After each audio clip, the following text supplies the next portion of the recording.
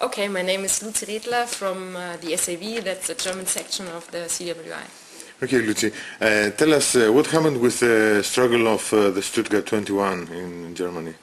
Stuttgart 21 is a project of the government in Baden-Württemberg, that's a regional state in Germany, and also of the Deutsche Bahn AG, that's the main train station, and they want to put the train station underground and thereby creating a 100-hectare free area well located in the city, and they want mainly to create profits out of this, and but thereby they destroy all the infrastructure in Stuttgart, and it will make the traveling to Stuttgart, it will make it worse, and people know that, and there are also some ecological problems arising from it, and that's why people are really opposed to it. The protest started 15 years ago, so it has a long tradition now, but the big mobilization now started, I think it's since July and August, when the first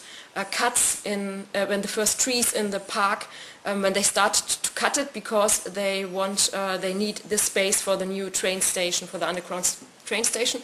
And there are a lot of groups which has been founded. So one group is the Parkschützer, so that means we save the park, and there are a lot of people on the demonstrations. The demonstrations are every Monday, every Saturday. There are tens of thousands on the streets, and there are also at the moment small blockades, but we are in favor of having bigger mass blockades against this train project, and the mood is really combative. So a lot of people are shouting, the main slogan is you are all a bunch of liars, and down with the government in Baden-Württemberg, in the regional state.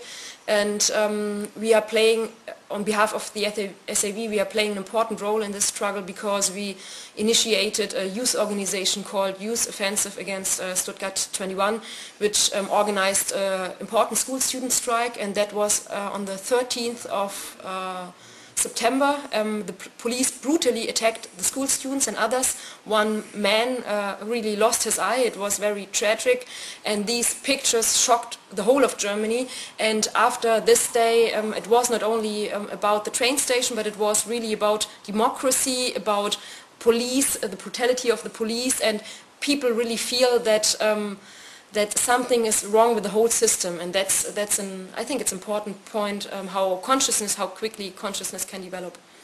Okay, also we heard there was a mass mobilization against the transport of nuclear waste. What happened there? Yeah, there had been a big demonstration it was in October, of 100,000 people who went to the streets in Berlin protesting against the nuclear power plants and also against the transportation of nuclear waste. And there had been also big blockades at the beginning of November in Gorleben. That's the area where all the nuclear power waste is transporting to.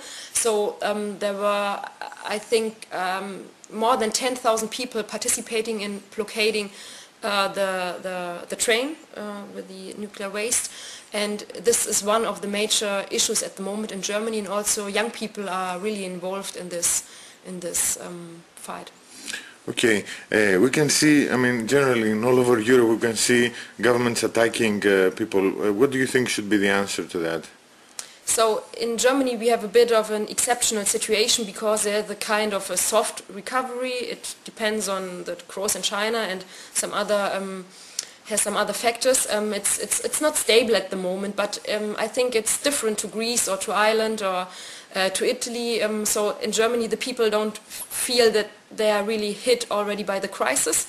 But I think they really know that it could also come to Germany, because the argument that the Greeks are lazy and they did it all in a wrong way, so it's obvious now that obviously the same with the Irish people and the same with the British and other people. So I think there's also an awareness now developing that it could come also to more northern part of Europe. I think we have to really stand firm together, because what the capitalists want, they just want to divide us in the Greeks and the Irish people and the Germans and so on. And I think we have to stand firm together, fighting together.